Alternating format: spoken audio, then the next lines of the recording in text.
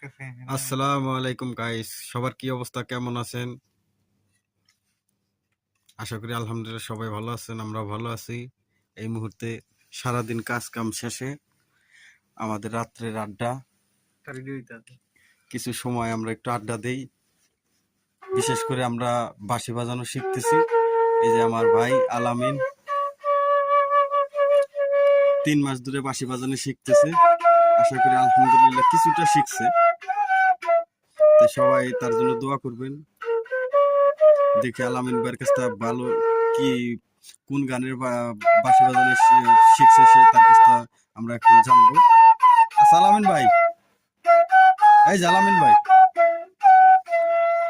আপনি মানে কতদিন ধরে বাঁশি বাজানো শিখতেছেন?